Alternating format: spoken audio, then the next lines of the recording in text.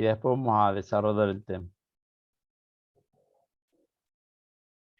Vamos a compartir este. ¿Se ve acá una imagen de algo? Sí, profe. Bien. Bueno, ahí pusimos play.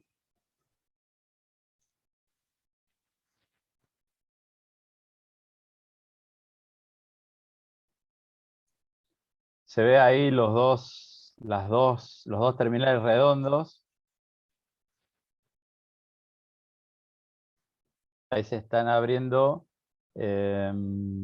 interruptores bajo carga. Vamos a poner el otro. Puch, lo cerro. Pues,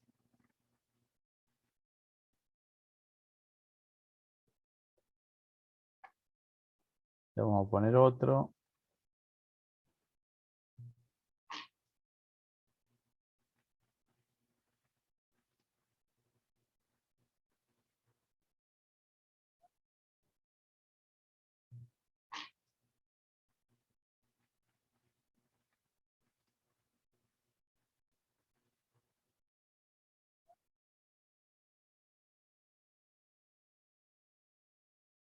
Miedito, ¿o no esas imágenes? ¿Vieron el segundo video, el operario que está ahí alejado? Una torre de alta tensión. Una de esas líneas estaba sobrecargada o estaba con carga, y entonces, ¿qué ocurre cuando se hace la apertura del contacto? Y se genera un arco voltaico ahí. O sea, está la corriente que circula, que se abre y queda pasando corriente hasta que se rompe el dieléctrico, ¿no? Hasta que la distancia entre los dos bornes alcanza, que se corte este, la circulación de corriente. Dice Pedro, poquita corriente, sí, tal cual. Si tuvieran que decir algo de esos contactos, ¿qué creen que podrían aportar ustedes ahora sin haber avanzado en la presentación del tema de hoy? ¿Qué les parece?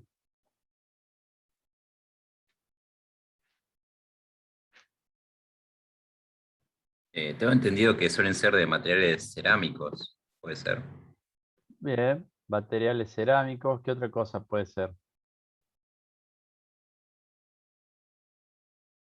Y yo me imagino que deben tener un gran desgaste mecánico producido por el calor del arco. O al revés, tienen que ser duros que no deberían gastarse con el Claro.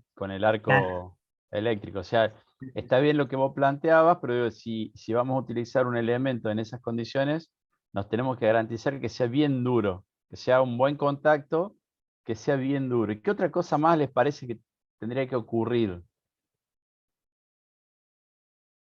además de ser duro? ¿Qué les parece?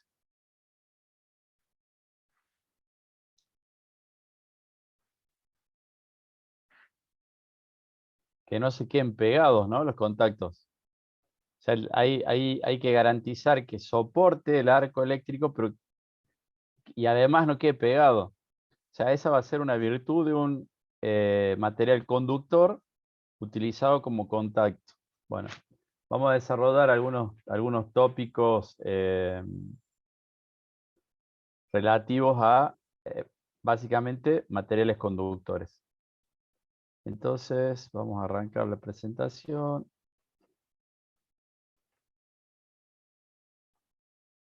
Vamos a cerrar aquí, vamos a volver a alargar. Ahí está. Entonces, el día de hoy vamos a ver un tema que se llama materiales conductores. Quizás tendría que haber sido uno de los primeros temas a desarrollar en la materia, pero bueno, pensamos en esta historia de poder ir desarrollando la teoría casi a la par de la práctica. Entonces el orden de cómo se fueron presentando los distintos aspectos teóricos, bueno, tienen que ver con eso, ¿no? Quizás estén a la par o previo a los trabajos prácticos. Arranquemos entonces. Sabemos que materiales conductores, materiales eléctricos, vamos a tener que sean conductores o no conductores. O sea, primer gran división. Y luego del modo en que se produce la conducción, podemos decir que van a ser tipos metálicos, electrolíticos o gaseosos. Cuando veamos no conductores, vamos a hablar de aislantes y dieléctricos. Esto queda para la clase que viene, me parece. Bueno, si hablamos de conductores en particular, en los metálicos utilizamos para la conducción electrones libres. Vamos a hablar de dispositivos o materiales metálicos a los que básicamente son metales o a las aleaciones. Bueno, dice que la corriente circula a través de la materia. En los electrolíticos, la corriente produce desplazamiento de materia. Y va a haber ahí una cuestión química que va a hacer que la materia se desplace. Va a ser básicamente una conducción basada en iones. En el caso de los gaseosos, bueno, vamos a hacer, el elemento conductor va a ser un gas que va a estar ionizado, y en particular en los elementos gaseosos no se cumple la ley de Ohm. O sea, esto para tenerlo en cuenta, ¿no? Bueno, ¿qué propiedades y características tienen los materiales conductores? ¿Ustedes cuáles conocen de estas que están planteadas acá? La conductividad eléctrica, o sea, cuán conductores son. El coeficiente térmico de resistividad, esto no lo han visto específicamente. La conductividad térmica sí lo hemos visto cuando hablamos de disipación, bolillas atrás. La fuerza electromotriz ustedes le conocen, pero bueno, vamos a ver algunos aspectos que son interesantes a tener en cuenta, y la resistencia mecánica. Bueno, la conductividad eléctrica depende de la resistividad, que es propia del material, de la sección y del largo, ¿no? El valor de resistencia se va a medir en ohms. Esto ustedes lo han usado, lo han visto, está a la vuelta de la esquina. Evidentemente que si tenemos una alta resistividad es un mal conductor, y si tenemos una baja resistividad es un buen conductor. Y bueno, vamos a ver que esos elementos van a reaccionar con la temperatura aumentando o disminuyendo su resistividad eléctrica. Aquí tenemos valores típicos de resistividad eléctrica para distintos elementos. Y entonces, una vez que conocemos cuál es la resistencia que tiene ese elemento, vamos a tener que también estimar cómo varía esa resistencia con respecto a una variación de temperatura. Y entonces aparece lo que se llama coeficiente térmico de resistividad. Para poder saber qué ocurre, necesitamos la resistencia a la temperatura de referencia, 20 grados, el coeficiente térmico, que va a depender de los materiales, y necesitamos conocer cuál es el salto térmico que va a tener ese elemento. Bueno, aquí tenemos algunos elementos y su coeficiente térmico de resistividad. Y aquí presenta un ejemplo en el que dice cuánto vale la resistencia de un conductor de 1 mm² de 1250 metros. Esto está exagerado en la longitud para poder tener valores de resistencia relativamente altos. Fíjense, de 20 ohms pasa a 27 ohms, ¿no? Salto interesante si tenemos que pensar en, qué sé yo, una línea de distribución. Uno de mis clientes tiene el tablero principal que está sobre la acera, digamos sobre la calle, y el tablero de distribución general hacia adentro de la planta está alrededor de unos 50, 60 metros de cable, y piensen que cada cable tiene sección de 32 milímetros, y por cada fase tiene 3 cables de eso. O sea, tiene 100 milímetros de sección, 40 metros.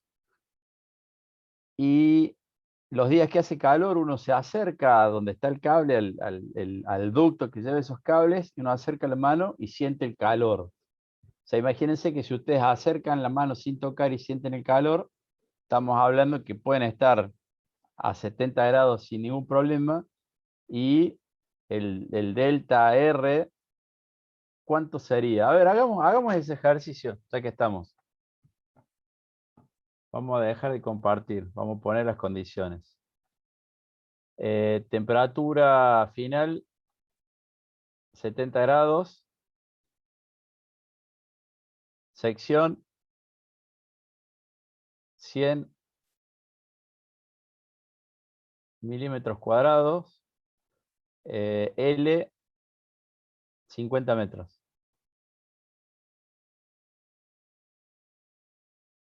¿Cuál será el delta B de caída para estas condiciones de trabajo? Anoten ahí en sus cuadernos estos valores que están acá a la izquierda: temperatura final, sección, longitud, y ya enseguida calculamos el delta B, la caída de potencial desde el tablero de acometida al tablero general. Volvemos al Filmina. ¿Copiaron los valores? Listo, profe. ¿Sí? Vamos a la Filmina. Ahí. A ver qué me dicen. ¿Cuál es el delta R? O el R inicial y el R final.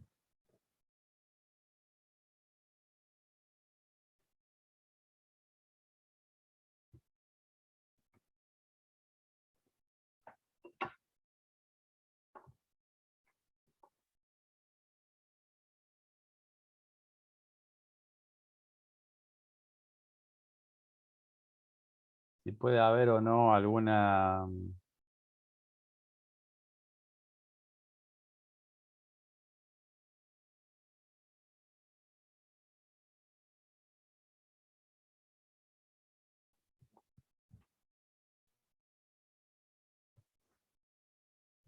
ver si tengo una lapicera por acá.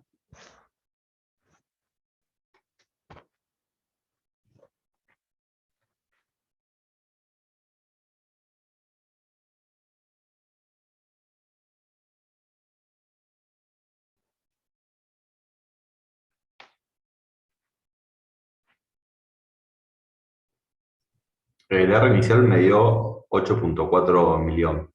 8.4 miliohms. Bien. El final.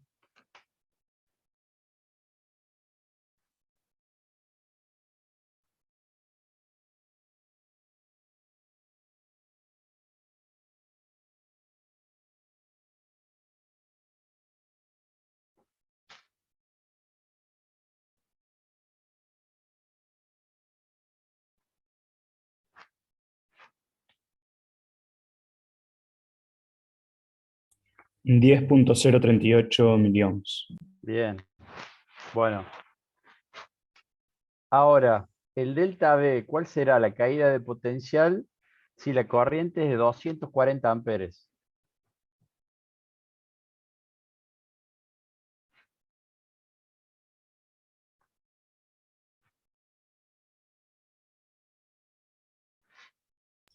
¿A 70 o a 20 grados? A 20 y a 70.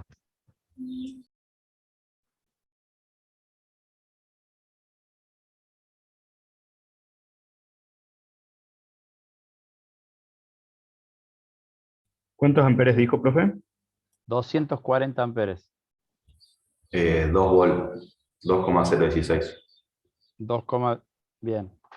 Bueno, pensé que podía ser un número más alto. Lo habíamos medido alguna vez y nos daba números, nos daba como 16 volt, la vez que más cargada estaba la línea. Capaz que era más corriente la que estaba considerada ese día. El delta B es 0,4 volts. 0, no. O sea, la diferencia con la temperatura, lo que cae dependiendo Perdón. O sea, por sería el delta, ¿no? 2,4 a 2,8. ¿Es así? No, de 2,0 Ah, está bien. 2,0 algo a 2,40. 2,016 a 2,40912. Bien. Bueno, les cuento que una vez nos contratan para hacer un trabajo.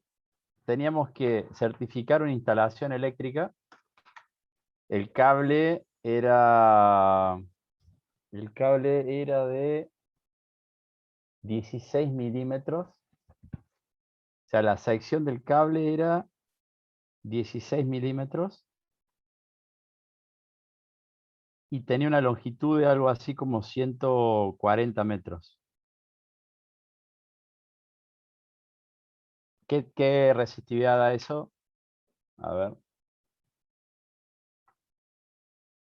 ver si estamos en lo cierto. 147 miliohms. 147 miliohms. Entonces era más sección y menos. Bueno, la cuestión era la siguiente. El cliente tenía que tener una instalación menor o igual a 16 miliohms para validar la instalación de un equipo electromédico. Era un equipo rayo, un tomógrafo. Y nosotros teníamos la idea de que la longitud del cable era esa, 140 metros. Y entonces el instalador, el dueño del equipo, dice, bueno, si tu instalación eléctrica no es con una resistencia de cable menor a 16 miliohms, no podemos avanzar con la instalación del equipo. Y como tenían en mente que era una determinada sección de cable y un determinado largo, cuando hacen el análisis de resistencia, les daba que, digamos, en términos de cálculo, el número es más grande que los 16 miliohms. Entonces, el instalador del cable, ¿qué hace? Bueno, sale a buscar quién le puede certificar la instalación, nos contactan a nosotros, vamos a hacer la medición y nos daba, no sé, 9 miliohms, una cosa así. Me acuerdo ese señor, el que estaba recibiendo, el dueño del cable, por decirlo de alguna manera, cuando veía los números que nosotros medíamos, era una persona que no entraba en sí, digamos, la alegría que tenía, porque si no, tenían que sacar todos los cables, reemplazar una cantidad enorme de cables de potencia para darle energía eléctrica a ese sitio. Así que bueno, ¿qué ocurre? El equipo este médico consumía 100 kVA instantáneos en 380. ¿Cuántos amperes da eso?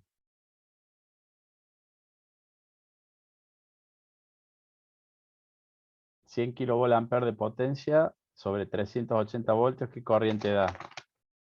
Corriente pico.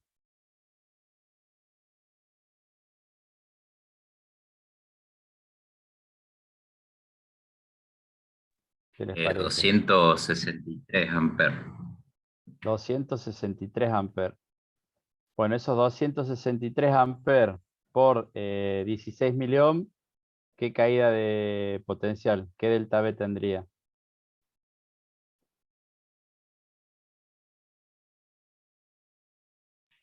4 volts.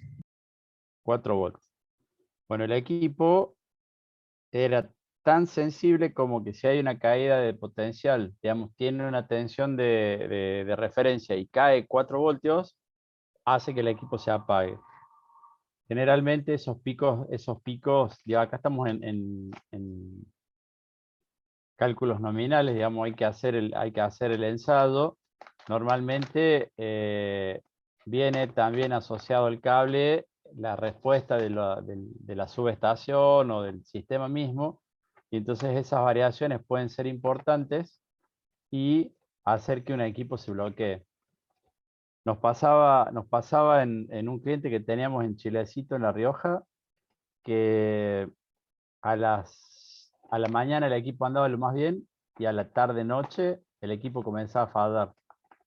Y un montón de veces viajamos para ver las fallas del equipo, me tocó ir 3 veces y en una de esas tantas logramos verificar que la tensión, que tenía que ser 380, que era la tensión del tablero general, solía caer a 350 voltios, una cosa así, era pero muy abuso cuánto caía la tensión de provisión de energía de la red eléctrica. Entonces, esa caída en el transformador, en la subestación, hacía que aguas abajo arrastrara todos todo el resto, y entonces la electrónica de control del equipo no lograba ser estable y se apagaba, se bloqueaba.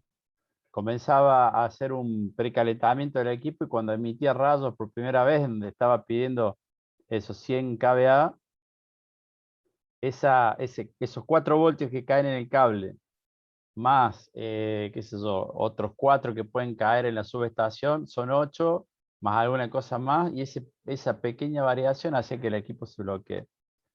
Así que resulta importante tener en cuenta cuando uno dimensiona la sección de los cables y los largos, las acometidas, ver cuál va a ser el delta B que se va a producir por poner ese cable en ese lugar. Bueno, sigamos. ¿Alguna pregunta hasta acá? No sé si fue claro el ejemplo, la idea. Sí, Sí, profe. profe. Claro. Ah, bien. Sí, Sí, sí. profe, no, profe. Bien. Bueno. Y ni que hablar si está sometido a temperatura, ¿no? Eso también es importante. Bueno, la conductividad térmica ustedes la vieron, lo planteamos cuando hablamos de disipación. La idea era como buscar materiales que sean buenos conductores térmicos para poder sacar rápidamente el calor que genera algún dispositivo. Acá les presento algunas fotos tomadas con una cámara térmica. Ahí se ve un equipo, una portátil. Fíjense la temperatura. ¿Se acuerdan que ustedes para determinar la sección o la sección, el área de los disipadores, necesitaban conocer cuál iba a ser la temperatura a la cual iba a trabajar el dispositivo? Bueno, fíjense que aquí tenemos en la zona 3 y en la zona 1, a ver si es así, en el cuadro 1 tenemos 50 grados, o sea que esa sería la temperatura que tendría la cápsula del chip, y eso es lo que se va para adentro a la juntura. Entonces, nosotros vamos a decir que la temperatura son 25 y nuestro disipador tiene, qué sé yo, 1 centímetro cuadrado de área. Cuando vaya a 50, ese centímetro cuadrado va a hacer que la temperatura juntura se vaya por encima del valor máximo. Entonces el equipo se protegerá en el mejor de los casos. Bueno, aquí se ve esa imagen de a qué representa o de qué es. A ver. Una Raspberry Pi. Una Parecida. Raspberry. Sí, fíjense, una Raspberry. 55.8 grados tiene el encapsulado del chip más pequeño. Me parece que ese es el de video. Fíjense esta imagen, una imagen térmica de una placa de video. ¿Qué componentes pueden identificar ahí?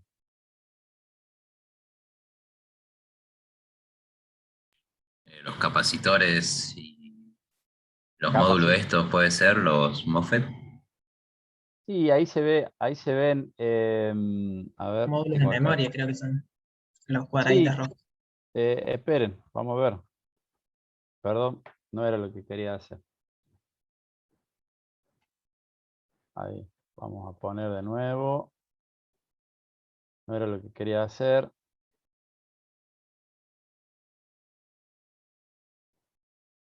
¿Por qué no me permite? ¿Ustedes están viendo la presentación, jóvenes? ¿O qué están viendo? Sí, profe, ya la Ah, no la puedo editar. Bueno, se ven, los cuadraditos son circuitos integrados, los redonditos son capacitores. Fíjense cómo es el flujo de temperatura en el disipador, y fíjense dónde está concentrada la temperatura sobre el disipador. ¿Qué es lo que se ve ahí? el centro del cooler. Es el buje del motor, es digamos, la parte fija del motor. Entonces, en esta imagen térmica nosotros vemos que obviamente la temperatura está concentrada sobre los circuitos integrados, pero vemos que los capacitores están sometidos, en este caso a, fíjense, el punto de medición dice 45.2 grados, donde está la cruz. Los capacitores están a esa temperatura, 45.2 grados. Si fueran capacitores de 85 grados sería una cosa, y si fueran capacitores de 105 grados sería otra. Por eso digo, es importante el análisis térmico cuando uno está haciendo un diseño. Fíjense acá una imagen térmica de conexiones de alta potencia. ¿Qué puede ocurrir si tenemos una imagen de este tipo? ¿Qué les parece? O primero, ¿a qué representan estas imágenes? A los terminales que van sobre las conexiones. ¿Qué tipo de terminales y qué tipo de conexiones? Hay una característica particular ahí. En los que van al tablero, ¿Y cómo es ese tablero? un tablero, no sé, de trifásica, se ve. Eso, tablero trifásico. Eso es fundamental. ¿Y qué ocurre si se da la imagen, bueno, cualquiera, la de la derecha o la izquierda, y tengo conectado un motor? Y puede hacerme saltar el disyuntor, El relé Eh, térmico. el relé térmico, sí. claro, está ¿Sí? sobrecargada una fase, digamos. Exacto. O puede que el motor zumbe, puede que el motor no gire y no salte la protección térmica. Si la protección térmica no está, o el guardamotor, si esto puede ser un motor importante, el guardamotor no está bien seteado en corrientes, digamos, está muy por encima de la corriente nominal, puede hacer que el motor no arranque y no salte la protección.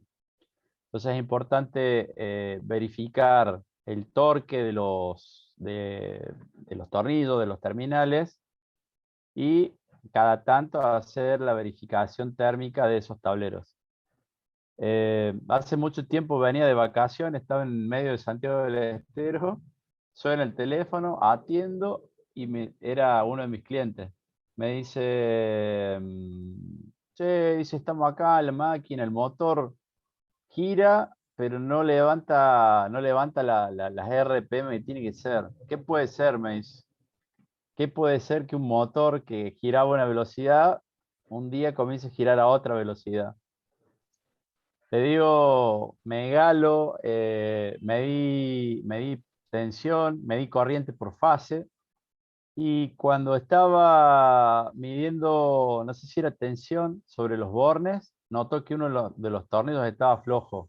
Me dice, ¿puede ser que porque el tornillo esté flojo pase eso? Sí, le digo, puede ser. Dale torque al tornillo y probamos. Y me llamas en un rato. Bueno, pasaron, qué sé yo, 10 minutos y me llama. Ya está resuelto. Justo ese día se terminó de aflojarse lo que necesitaba para que el motor se desbalanceara en las fases y no girara como correspondía. Bueno, esto, un borne flojo, bueno, acá puso Julio que puede estar desbalanceada la carga. Sí, es posible que haya una fase que tenga más consumo que otra.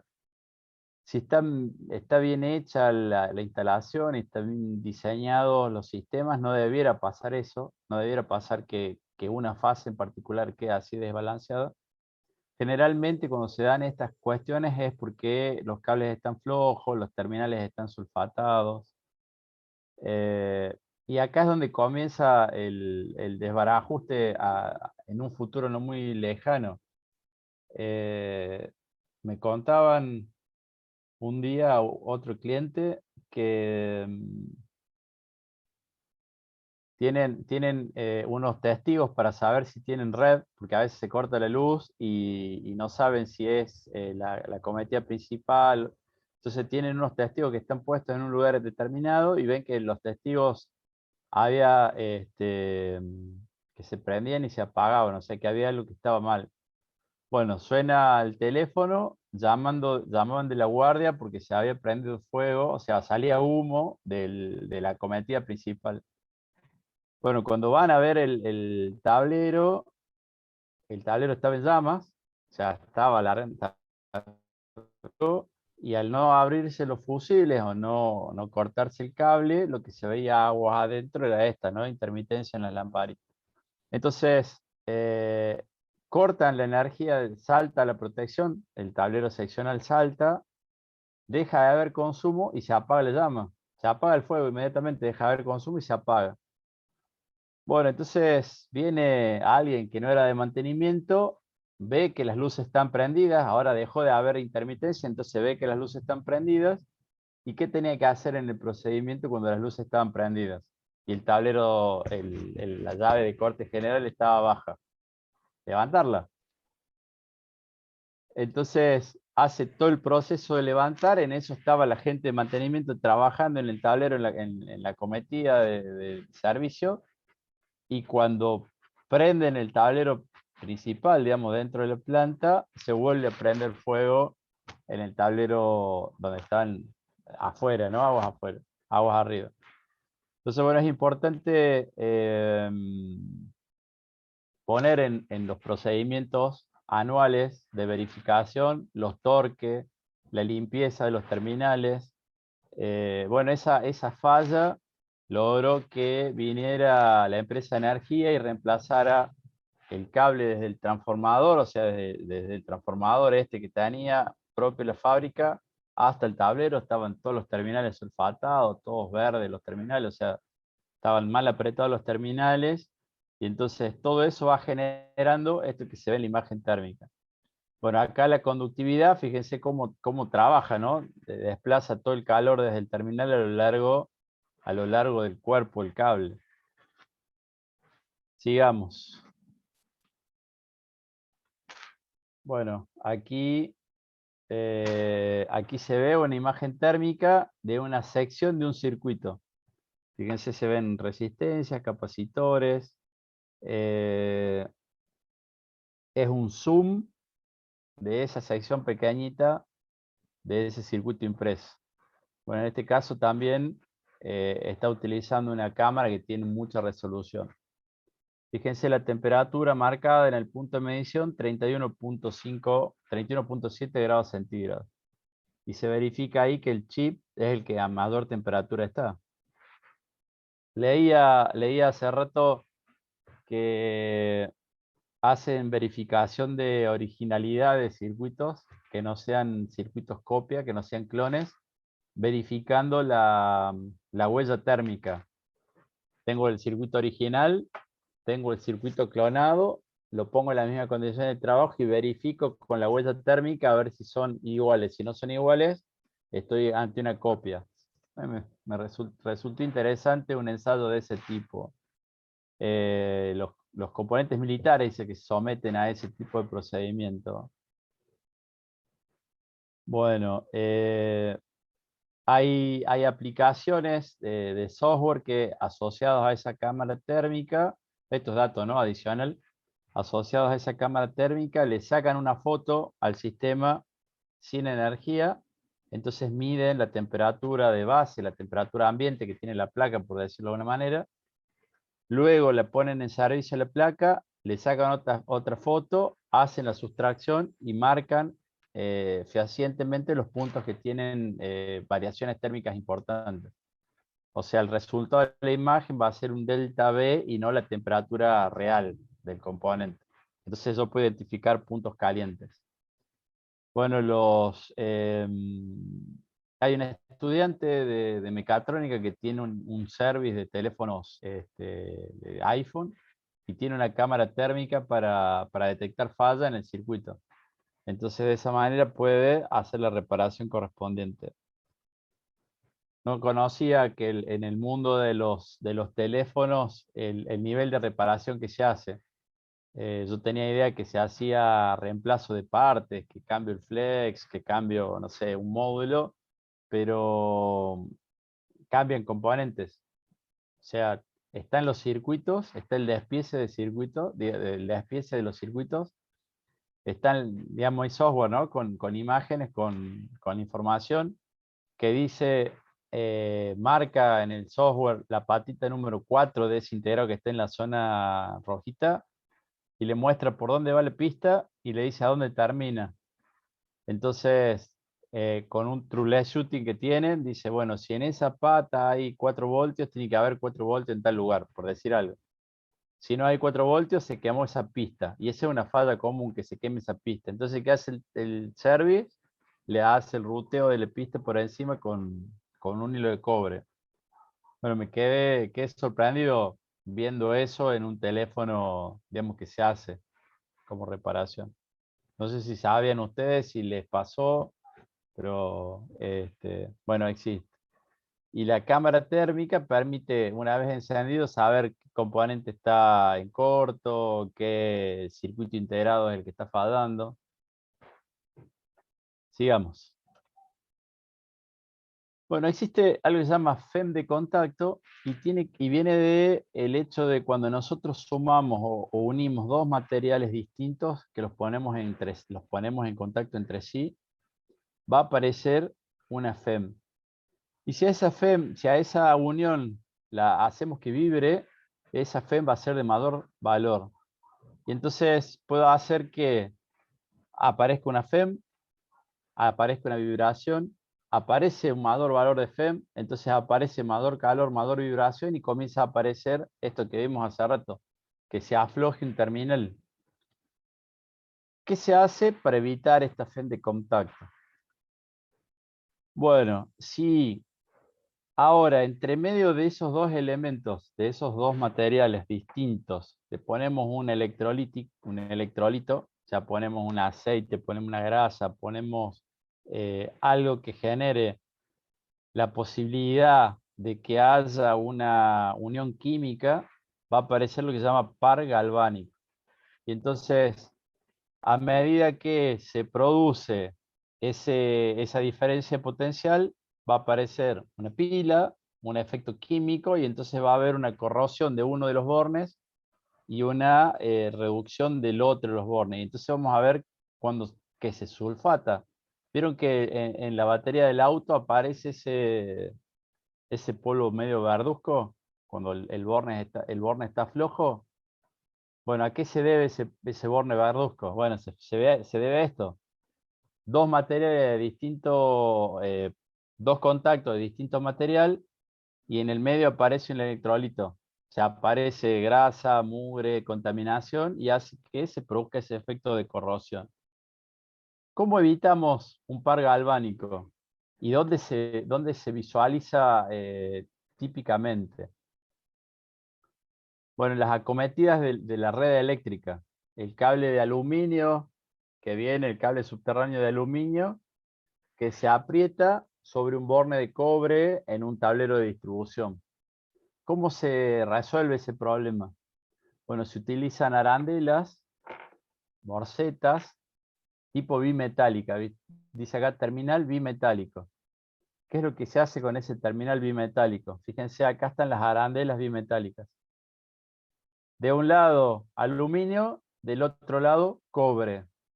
Hay una unión química, digamos, es un material de aluminio que tiene una lámina de cobre electrolítico. Ese cobre se depositó químicamente, entonces ahí no hay fricción. Y entonces al no haber fricción, disminuye el par galvánico.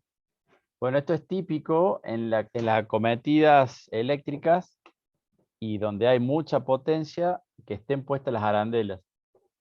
En general, esa arandela tiene que ir puesta de la manera correcta. Si la ponemos al revés, ¿qué ocurre? ¿Qué les parece? Estamos aumentando el par galvánico en lugar de reducirlo. Estamos haciendo el efecto contrario, estamos aumentando el par galvánico, exactamente.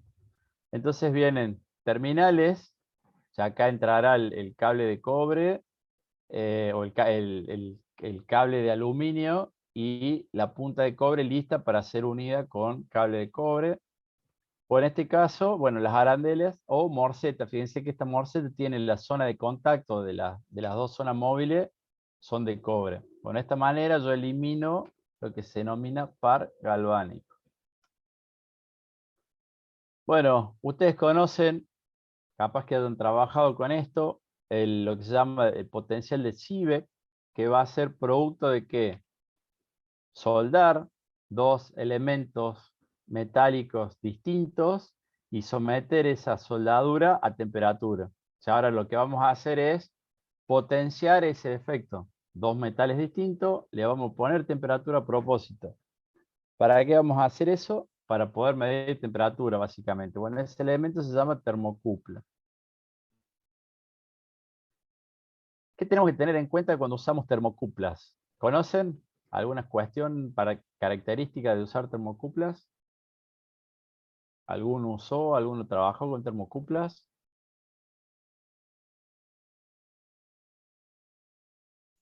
Y la del test, la del multímetro, o la del Bien. calefón. ¿La del multímetro o la del? Y la del calefón, o la La del estufa. bien, la del calefón. ¿Y cómo será que funciona la del calefón o la de las estufas? El año pasado Brasini lo explicó en un video. ¿Y se Esa acuerdan o pequeña, no? yo sí, esa ¿Sí? ¿Cómo es? pequeña A ver. tensión generada por la llama del piloto Sí, hace circular una corriente a través de una bobinita que, bueno, mantiene pegado la válvula ahí del piloto. está. O O sea, bueno, al final de la termocupla lleva la bobina que es la que electromecánicamente, con magnetismo, digamos, va a mantener el dispositivo mecánico activo. Bien. Fíjense que si hablamos de termocuplas, tenemos que pensar que tienen polaridad, tenemos que pensar que cuando nosotros conectemos la termocupla, ¿qué va a ocurrir? Fíjense en el dibujo del medio. Tengo la zona de medición de temperatura, esta llamada T, y tengo la zona de conexión, de interconexión o de conexión de la termocupla al sistema de medición, al circuito acondicionador. Fíjense que dice cobre-cobre. O sea, este sería el circuito impreso, por decir algo. ¿Por qué aparece este rectángulo que dice T sub A? ¿Qué significará eso? ¿Qué les parece? Temperatura ambiente. Temperatura ambiente. ¿Qué ocurre entonces? Resulta ser que cuando nosotros usamos una termocupla y la conectamos, en el punto de conexión, ¿qué va a aparecer? Otro y diferencial de potencial que es la temperatura ambiente. Otro Como los diferencial materiales no de... están ahí midiendo, sino que en realidad están conectándose al test, al multímetro, es la Sí. temperatura que tiene el multímetro mismo. Claro, fíjense que en el punto de conexión de la termocupla con el dispositivo de medición aparece una termocupla que está a temperatura ambiente. Entonces, nosotros necesitamos hacer la compensación de la temperatura de conexión. En el caso del dibujo del último esquema, fíjense que aparece la temperatura de medición, aparece la temperatura que se produce cuando le ponemos una prolongación, le ponemos un cable compensado y luego aparece la termocupla del medidor. Bueno, el cable compensado es profeso para minimizar el efecto del cambio de material y entonces también en ese caso tenemos que tener en cuenta la temperatura ambiente. Fíjense, aquí tenemos distintas combinaciones, cobre constantán, hierro, nicromo, níquel, platino, los límites de uso y cuál va a ser el potencial a 100 grados. Fíjense que los potenciales son muy pequeños. Aquí tenemos rangos de operación, depende desde qué hasta qué queremos medir, será la termocupla que utilicemos. Aquí tenemos la respuesta, tensión versus temperatura de las distintas termocuplas. En general parecen líneas rectas, pero tienen una pequeña pendiente, entonces debemos linealizar o utilizar una parte del rango dinámico o transformar el valor que obtenemos en milivoltios, meterlos en una tabla y hacer el ajuste correspondiente.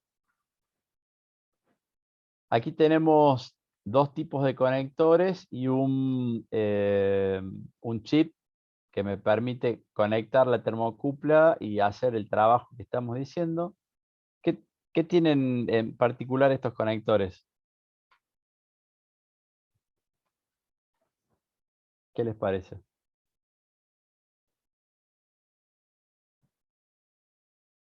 A ver cuán observadores son. ¿Tienen polaridad? Tienen polaridad. Fíjense que el conector el amarillo tiene un punto rojo, el negro también tiene un punto rojo, pero además En el negro se aprecia un poco más la diferencia de diámetros de los conectores. No así el amarillo. El amarillo tiene diferencia de sección, le vamos a decir, de ancho del conector, pero no es a prueba de fallo. En el tipo J sí hay, es a prueba de fallo, pero en el tipo K, generalmente si uno da vuelta el terminal y le hace un poquito de fuerza, ya o diferencia de sección en el terminal hembra. Fíjense en el circuito, en el diagrama funcional del AD594. ¿Qué pueden observar?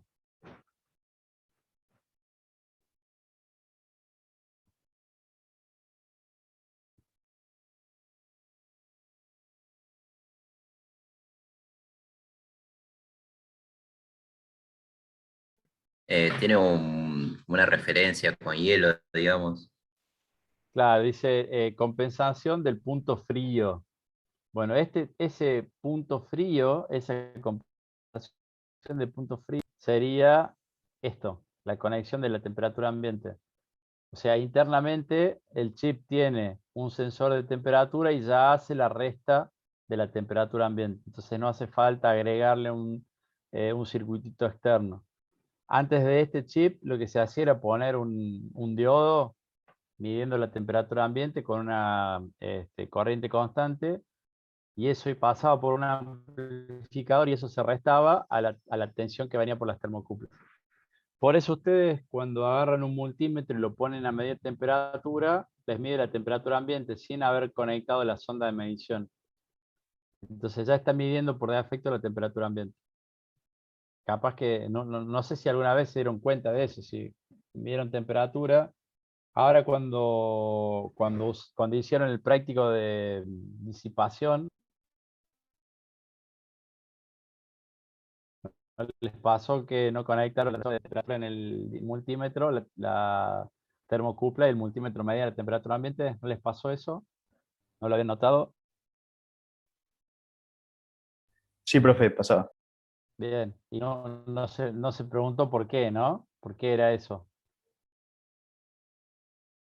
Qué bueno que el multímetro, dijo usted, mire, pero si lo dejan ahí arriba de la mesa, No, le mide la asumí que tenía, claro que internamente tenía algo para poder medir la temperatura ambiente porque el efecto Seebeck era algo que nosotros ya habíamos visto en el core, entonces era un diferencial de voltaje debido a un diferencial de temperatura. Ah, bien. Entonces tenía que en algún lado tener una referencia. Ajá, bien. O sea, que usted ya venía con la idea dando vuelta en la cabeza de que era, de que era una termocupla, y esta cuestión del diferencial debido a la conexión. Solamente por conectar, solamente digo, por conectar el cable, ya tengo ahí una termocupla y tengo un error de medición. Bueno, es importante conocer la resistencia mecánica de los conductores, porque eso me va a definir si lo puedo usar como portante, digo, si el cable puede ser portante. Acá les presento un cable que tiene 5 hilos, y ese cable de 5 hilos tiene, número de hilos 7 dice, pero son 7 los que tiene cada conductor. 7 almas tiene cada conductor, pero ese cable tiene uno de ellos que es el portante. Es el que se aguanta todo el resto. Generalmente las líneas de distribución aguantan el precio, la flecha que le llaman, digamos, el peso, la curva que se produce por el peso propio, en virtud de esto, de conocer cuál es la resistencia mecánica.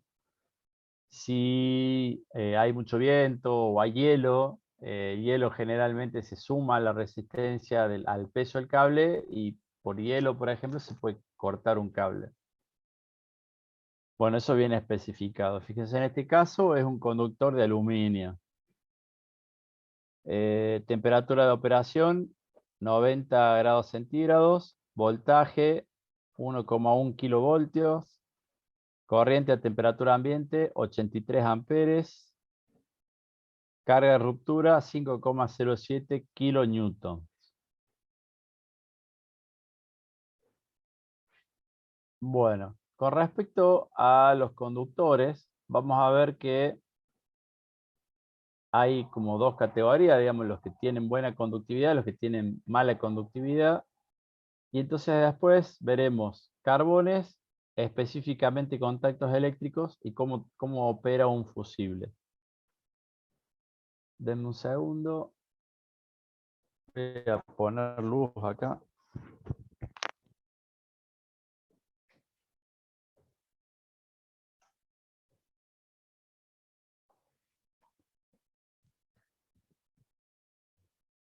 Bueno, sigamos.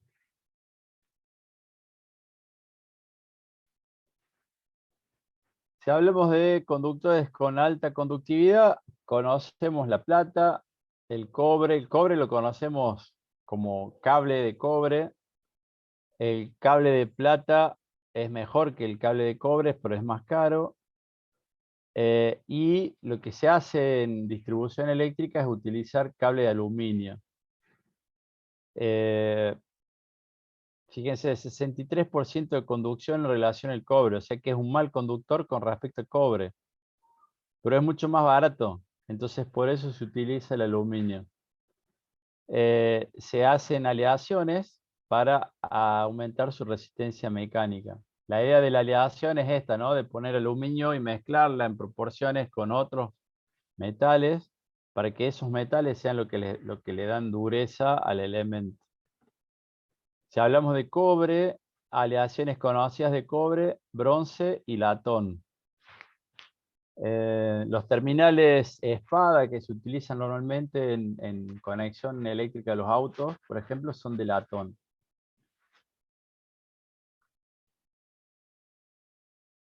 Elementos de alta resistividad. Fíjense que estamos hablando de lo opuesto a los buenos conductores.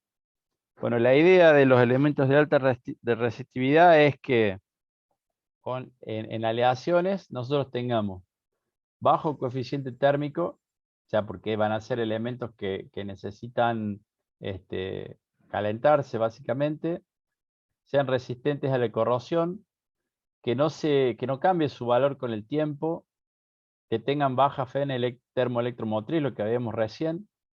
Fíjense un punto importante, alto punto de fusión.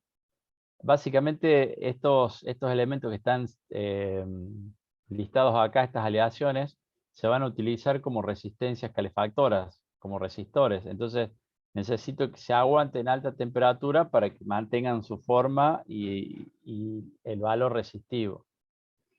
Y además necesitamos que tengan, fíjense, que sean dúctiles, maleables y se puedan soldar. ¿Trabajaron con algún elemento de alta resistividad alguna vez?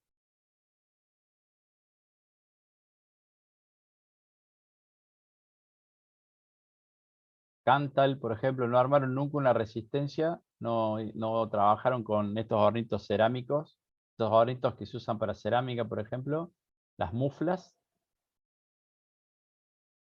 Bueno, este Cantal desoldable no tiene nada. Hay que pasarle un decapante, hay que hacerle un proceso químico para poderlo soldar, si no va con terminales, va apretado. Bueno, se pueden clasificar en tres tipos, dependerá de la temperatura, de los clases C, C1, C2, C6, distintos nombres, qué es eso, constantán, manganita, bueno, distintos elementos, distintos nombres, materiales de alta resistividad. Los carbones, ¿en qué se utilizan generalmente? ¿Ustedes conocen carbones dónde? ¿Dónde vieron carbones?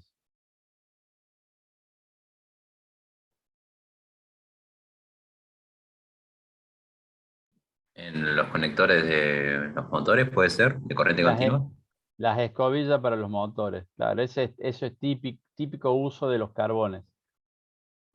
O en los resistores, ¿no? El material que se deposita, que luego se procesa para dar más o menos resistencia, va a ser un carbón.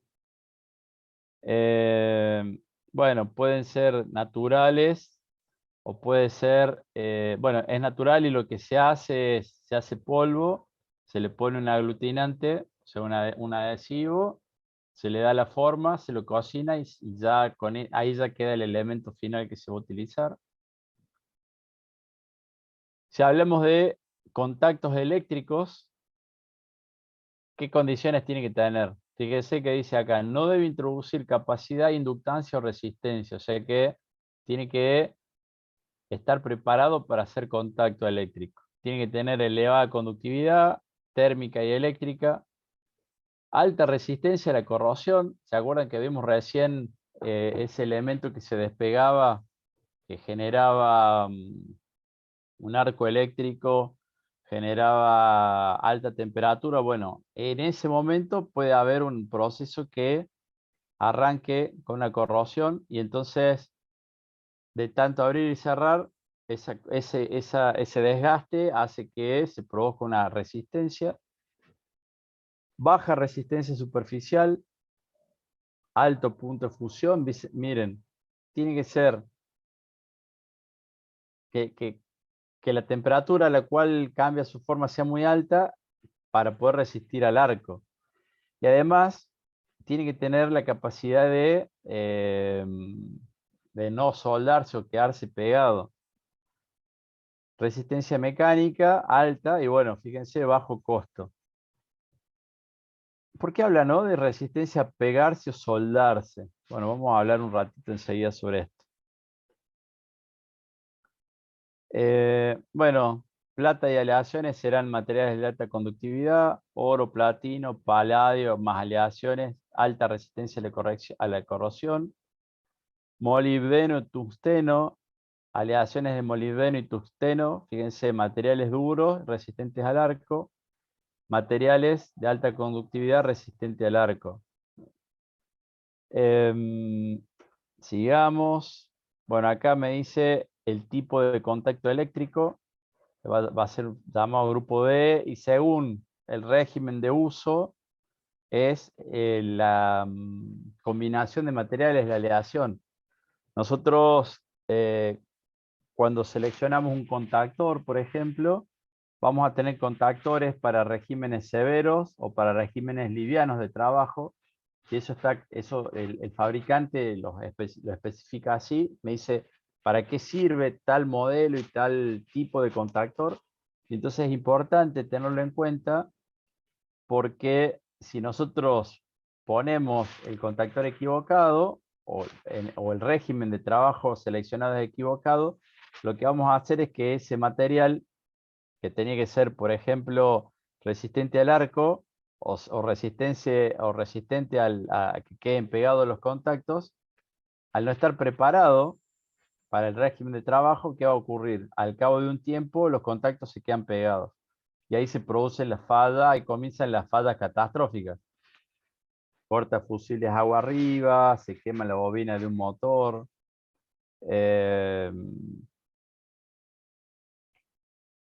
Bueno, el ejemplo que les presenté recién, fíjense cómo estos elementos tienen que estar preparados para una demanda. En este caso, el primer video no había demanda de corriente, se veía el arco que era apenas, en el segundo se veía importante el arco. Estos elementos o esas aleaciones que vimos recién las vamos a utilizar, por ejemplo, para fusibles eléctricos. Entonces, en este caso, bueno, ¿qué tenemos que conseguir? Que el punto de fusión no sea muy elevado. Tienen que ser estables, pero de punto de fusión no muy elevado. Vamos a trabajar con fusibles cuya dimensión va a depender de la corriente nominal. Fíjense que nosotros tenemos que saber cuál es la corriente del fusible, la IF, y tenemos que saber cuál es la corriente nominal, y tiene que haber una relación entre corriente nominal y corriente de fusible para que trabajen óptimamente. Fíjense que dice que si trabajamos con pequeñas intensidades, podemos decir que la corriente nominal es la mitad de la corriente fusible, pero si trabajamos con corrientes elevadas, tenemos que pensar que la corriente nominal va a ser un 80% de la corriente fusible, o sea, el margen En el primer caso será del 50% y en el segundo caso del 20%. La idea del fusible es que haga lo que tiene que hacer. ¿Cuál sería la idea? ¿Por qué usar un fusible y no una termomagnética, por ejemplo? ¿Qué les parece?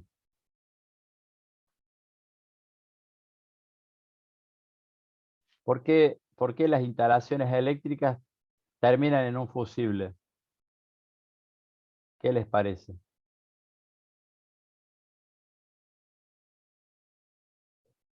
Bueno, aquí es donde sale la Creo lluvia que de ideas.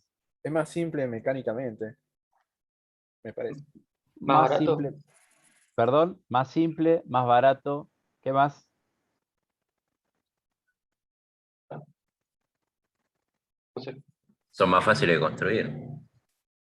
Más fáciles de construir. ¿Qué más? Generalmente están situados en un lugar que para el cambio del fusible no hay que desarmar tanto. Eso sería lo óptimo. ¿Qué más? Proteger todo lo que está arriba abajo. Todo lo que está, proteger todo lo que está, perdón, arriba o abajo. Dije abajo, pero ahora no sé si está bien. Escuché arriba y abajo, bien. Proteger todo lo que está aguas abajo, bien. Y aguas arriba, ¿un fusible protegerá aguas arriba? Buena pregunta. ¿Qué más? Hasta ahora no ¿Rápidos? escuché. Perdón, sí, Angelo. ¿Más rápidos? Puede ser. No, más rápido no. La respuesta correcta, vamos a ver. Acá hay alguien puso en el chat. Más accesible a su cambio, dijo Pedro. También para proteger la totalidad del circuito eléctrico, dice Pedro. Bueno, pero si yo pongo una termomagnética o un diferencial, también protejo el sistema eléctrico. Son más A pequeños. ver, no No. te creas. Hay fusibles que son tan grandes como la palma de mi mano. Los dejo pensando un segundo.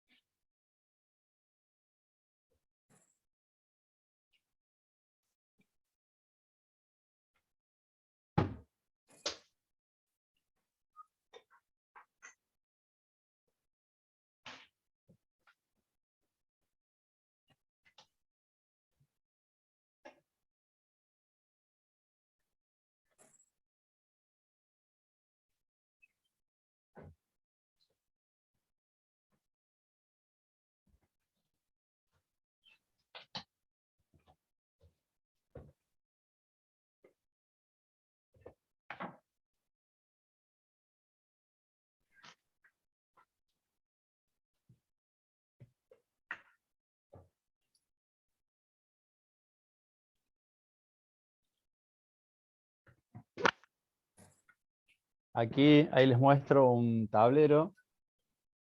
¿Se ve algo? Sí, profe. A ver, vamos a estirar un poquito más el cable.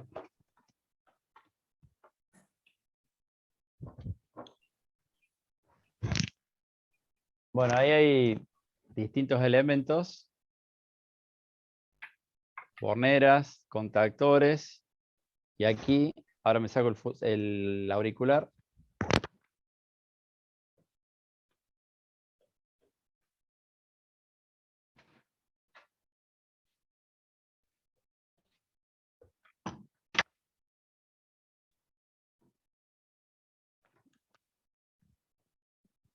Estos son fusibles. Voy a poner en primer plano, ahí. Fusibles NH. Tipo, bueno, tipo NH. A ver si puedo sacar tipo de cuchilla. ¿Dónde estaba el...?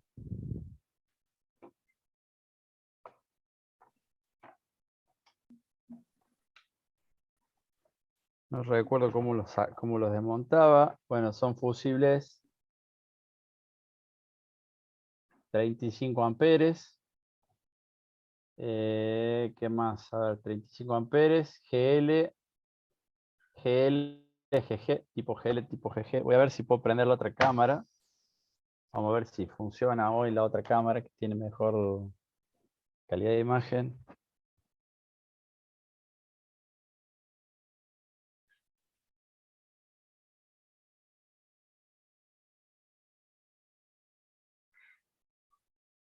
Ahí está. Uf, tiene mejor tipo de imagen, pero quedó en un modo. Denme un segundo.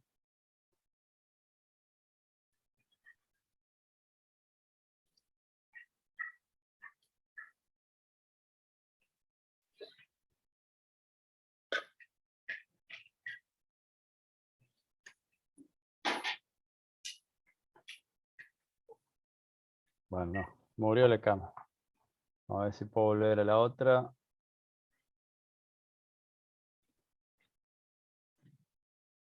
Ahí vuelvo, jóvenes.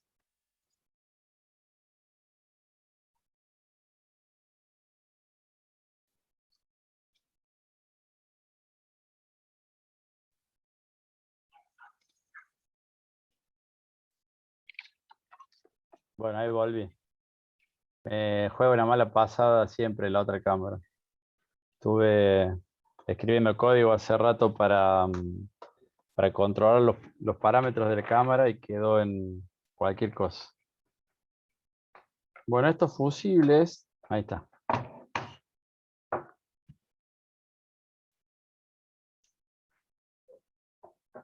Ahí tiene las características del fusible. Vamos a anclar. No se ve el... A ver... Bueno, no se ve. 35 amperes, como les dije. Esto es un NH00. NH000 es el tamaño. Poder ruptura 120 kiloamperes. Tipo GL-GG. Bueno, ¿qué significa eso? Vamos a la filmina.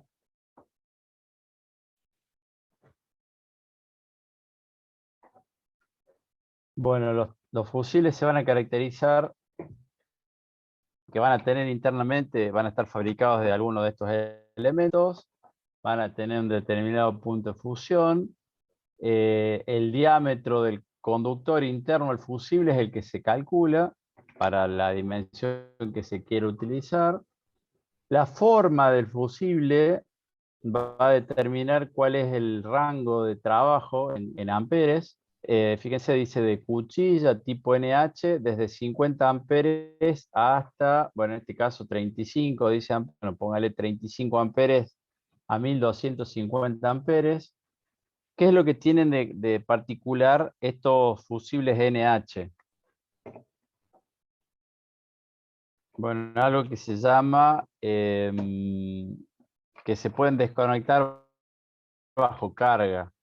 Si nosotros intentamos sacar un fusible cuando está cargado, ¿vieron lo que pasó recién?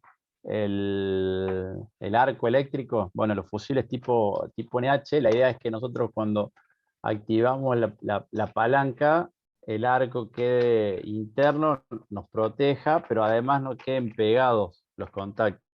La forma que tiene la inserción del fusible es una cuchilla, entonces va a entrar haciendo fuerza en el contacto que esté internamente.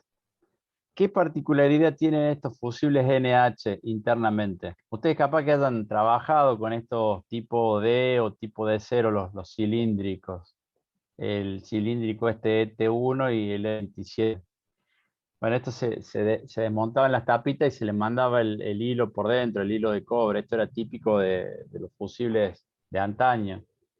Bueno, el fusible NH tiene en la cámara donde está el hilo calibrado, tiene un silicio que va a tener, digamos, un polvo de silicio, que ¿cuál va a ser la función? Evitar la explosión, ¿no? La chispa esa que se producía, bueno, evitar que se propague cuando el fusible se quema. Bueno, según el tipo, fíjense que dice GL, tipo GL o GG, para protección de cables y conductores, para protección de sobrecargas. Los GR, fíjense que dice, para protección de semiconductores. Los tipo AM o AR de acompañamiento, hay fusibles que son rápidos, fusibles que son lentos. Cuando vamos a utilizar motores, tenemos que usar equipos para fusibles para sobrecarga, esto que dice tipo GG. Los GR va a ser, dice, para protección de semiconductores, entonces el GG va a ser de respuesta más rápida que el GR. ¿Se acuerdan que un motor cuando arranca tiene un pico de corriente n veces por encima de la corriente nominal? Entonces el fusible tiene que tener la capacidad de bancarse ese pico de corriente y no quemarse en ese momento. Bueno, acá hay algunas tablas, una tabla donde muestra algunos parámetros particulares para estos, algunos tipos, el de 0, el de 1 o el de 2. Esto era esto y esto es lo que quería mostrarles. Esta es una curva de respuesta corriente versus tiempo. Fíjense, agarremos un fusible de 6 amperes que sería la primera curva. ¿Qué pasa si yo le hago circular 6 amperes? ¿En qué tiempo se abre el fusible? Entonces busquemos aquí abajo la línea de 6 amperes. 1, 2, 3, 4, 5, 6. Y subo.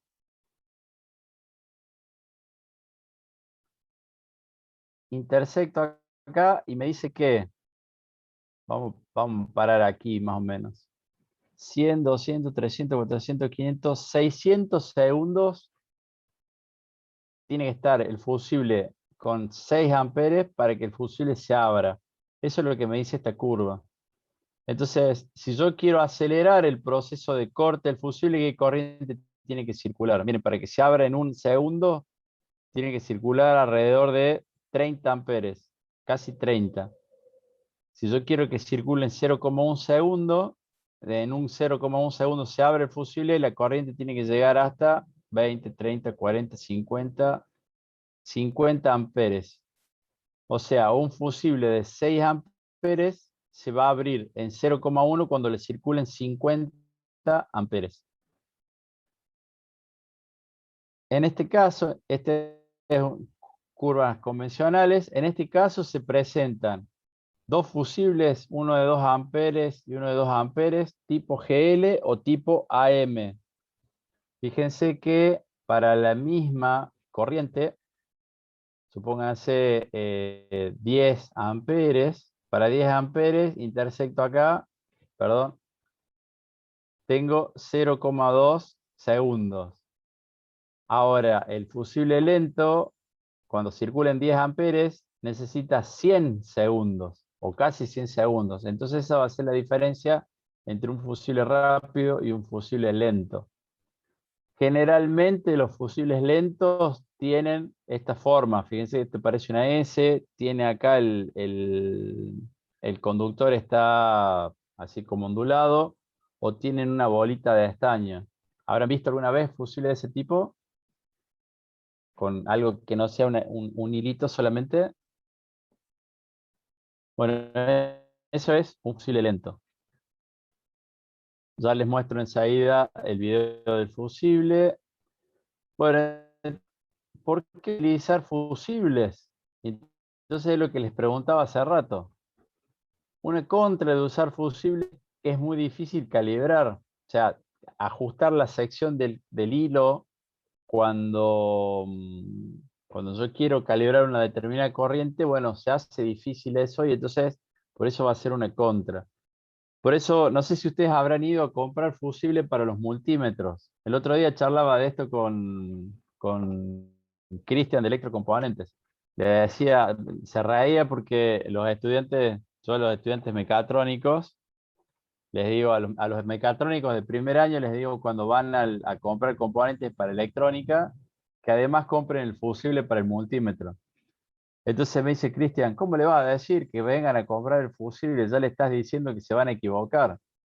No, le digo, les estoy diciendo que yo, que soy ingeniero, que tengo no sé cuántos años de experiencia, quemo el fusible del multímetro, ¿qué puedo esperar de un estudiante? Lo mismo que hago yo, quemar fusible. Entonces, ya que van a comprar componentes, compren el fusible para el multímetro para que puedan hacer los prácticos.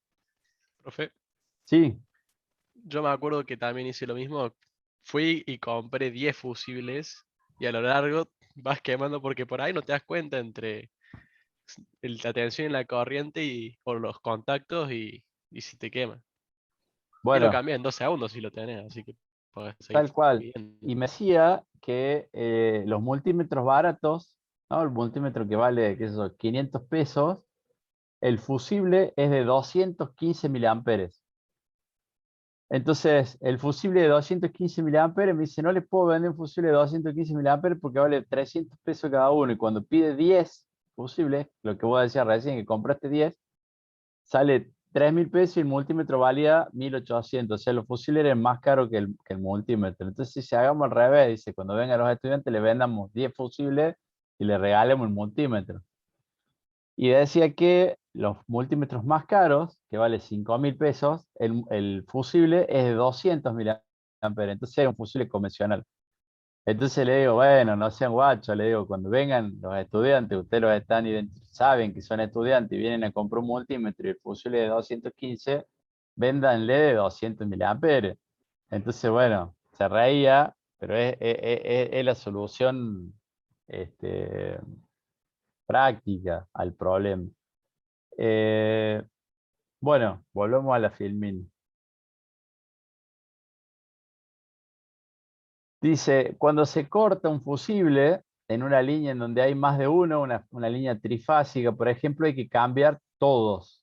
Si ustedes tienen este corte digamos, fusibles bajo carga y se quema una fase porque hubo un cortocircuito, porque se cortó el cable, todo lo que vimos hasta hace un rato, y se quema un fusible, lo que tienen que hacer, si ustedes están en mantenimiento, están a cargo del personal de mantenimiento, es que reemplacen los 3 fusibles. Porque si se dañó uno, los otros pueden haberse resentido. Normalmente, ¿qué se hace? Se cambia uno y sigue, ¿no? Y entonces, bueno, no es lo correcto, hay que reemplazar los 3. Obviamente, cuando ustedes se encuentran con un fusible de estos, un fusible NH de 35 amperes debe valer alrededor de 1.000 pesos cada uno. Entonces, bueno, si están cortos de billetera, son 3.000 mangos cuando tienen que cambiar uno solo. Bueno, la recomendación es que cambien los 3. Ahora, ¿cuál es la ventaja? ¿Cuál es el pro? Es un dispositivo mecánico. Digo, si un dispositivo mecánico falla, el fusible no. ¿Y por qué puede fallar un dispositivo mecánico? ¿Qué les parece? Por desgaste, vibraciones. Pero, ¿cuál es el efecto? Digo, sí. Uno lo ve cuando un dispositivo mecánico deja de funcionar. Sí, pero vos ahí, si levantas la llavecita de la termomagnética y no se corta la energía, ¿qué pasó? ¿Se rompió la parte mecánica o se quedaron pegados los contactos? Yo apuntaría a la parte mecánica. Bueno, cuando uno habla de corrientes importantes, hay mucha probabilidad que se hayan quedado pegados los contactos. Entonces, sí o sí el fusible se abre. ¿Por qué? Porque hay una destrucción física. Llega al punto de fusión y se abre el contacto. Cuando se produce una falla eléctrica y el fusible se abre, la termomagnética, imagínense que es un contacto eléctrico que está movilizado por una parte mecánica. Entonces, la termomagnética, ¿qué hace? Detecta que se generó calor o activa el mecanismo de despegue de los contactos, pero cuando se están despegando los contactos, era tal la corriente que circulaba por esos bornes que se funden los bornes y quedan pegados. Entonces, al ser dispositivos más robustos, el punto de fusión está mucho más alto. Entonces, ¿activó el mecanismo de protección? Sí. ¿Se produjo el arco eléctrico porque estaba plena la corriente? Sí, pero el chispazo hizo que los bornes quedaran pegados. Entonces, cuando falla esa parte, aguas arriba, ¿qué tenemos? El fusible. ¿Y el fusible qué hace? Se pulveriza. Es un elemento muy finito, se pulveriza. Entonces, el fusible me garantiza que se abre el circuito. Por eso siempre, en toda instalación eléctrica, lo último que hay es un fusible. Si ustedes en su casa tienen termomagnética, disyuntor diferencial, termomagnética en el tablero general y arriba el fusible aéreo, un pedazo de cable. En la instalación, fíjense que yo abrí un tablero acá, ese tablero termina en un variador de velocidad que va a un motor, variador de velocidad, contactor, relé térmico, todo lo que sea, pero al último de todo, ¿qué hay? Un fusible. Y arriba, aguas arriba de esto, ¿qué hay?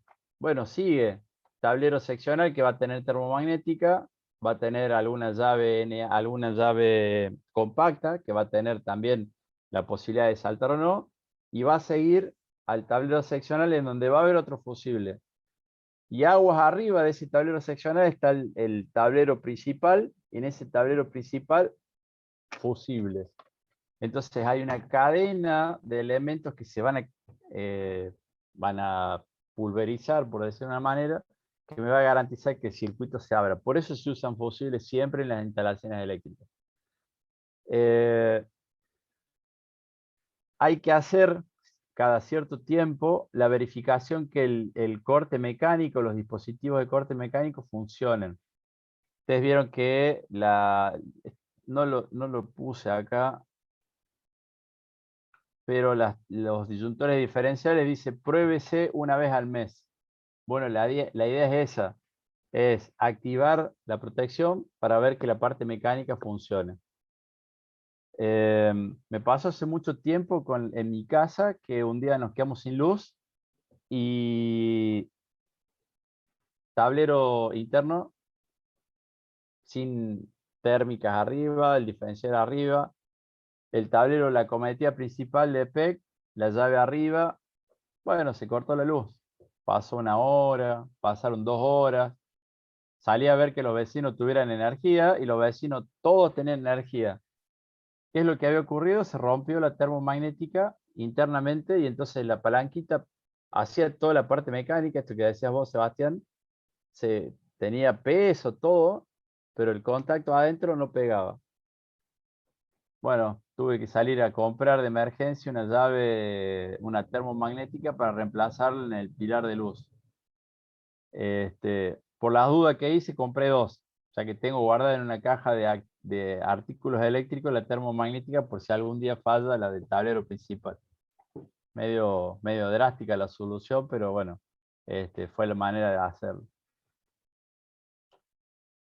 ¿Cómo hacemos para determinar el valor del fusible? Bueno, fíjense, I sub B es la corriente del sistema, obviamente tiene que ser más chica que la corriente nominal del fusible, y la corriente nominal del fusible tiene que ser más chica que la corriente máxima del conductor. Entonces, recién no recuerdo quién decía de que el fusible protegía aguas arriba y aguas abajo.